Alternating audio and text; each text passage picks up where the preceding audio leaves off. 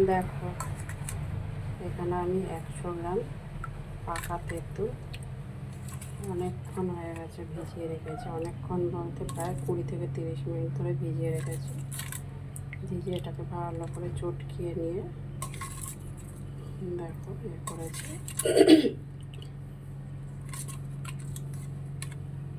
আর তেঁতুলটা একদম কালো তেঁতুল।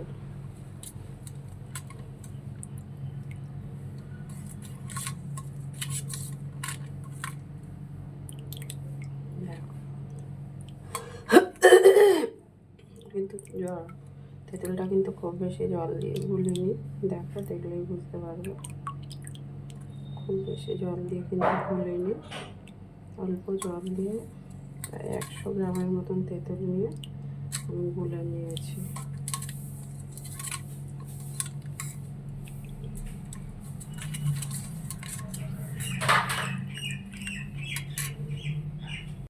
হয়ে গিয়েছে আর আমি একদম সামান্য একটু কড়াই তেল দিয়েছি, দেখো দেখলে বুঝতে পারবে।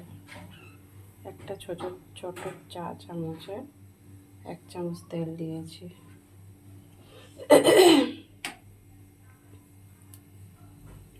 আর এদিকে দেখো অল্প একটু সর্ষে নিয়ে নিয়েছি, সর্ষেটা আমি ফোড়নে দিয়ে দিচ্ছি।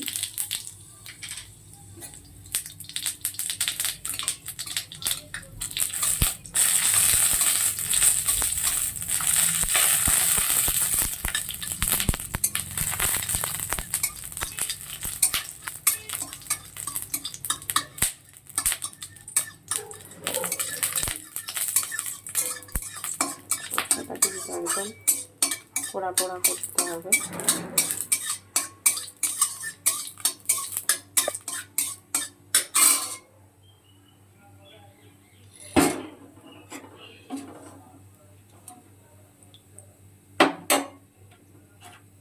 আর আমি তেঁতুলটা দিয়ে দিচ্ছি।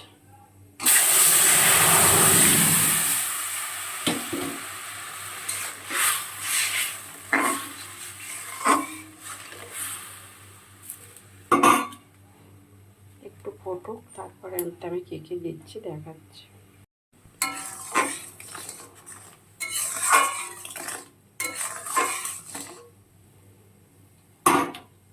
দেখো তেঁতুলটা ফুটে উঠেছে, প্রায় টকবক করে ফুটছে। এবার আমি এতে একটু হলুদ দিয়ে দিচ্ছি।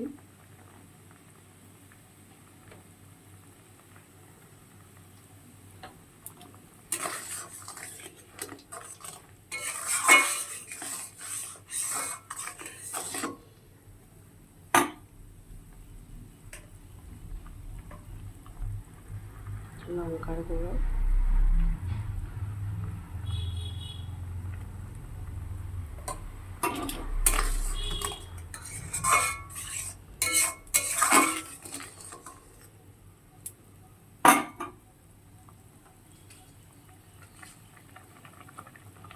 হাফ চামচের মতন বিট নুন দিয়ে দিলাম।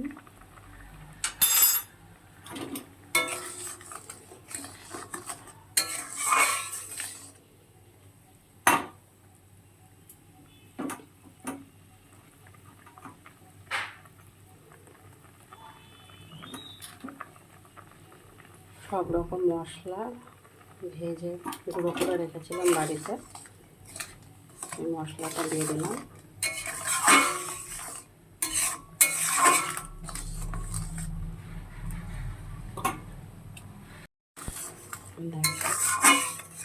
খুব সুন্দর একটা গন্ধ বেরোচ্ছে তেঁতুলটা থেকে।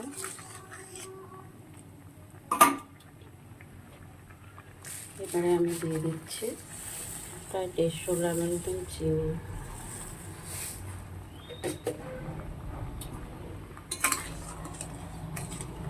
ভালো করে নেড়ে চেড়ে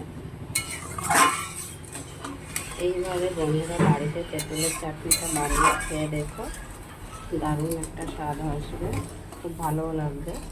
আর এই তেঁতুলের চাটনিটা আমি তো ভাতের সাথে রুটির সাথে এমনি শুধু খুব ভালোবাসি।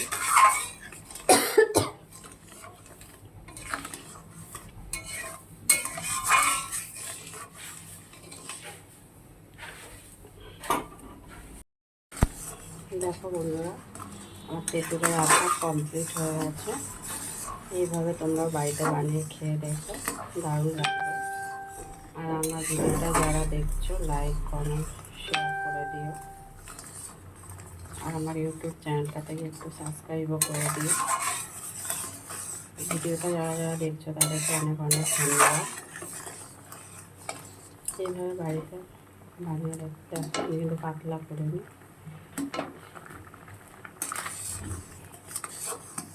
আর যারা যারা এইভাবে তেঁতুলের চাটনিটা বানিয়ে খাচ্ছ দেখছো তারা কমেন্ট বক্সে জানিও কেমন লাগলো।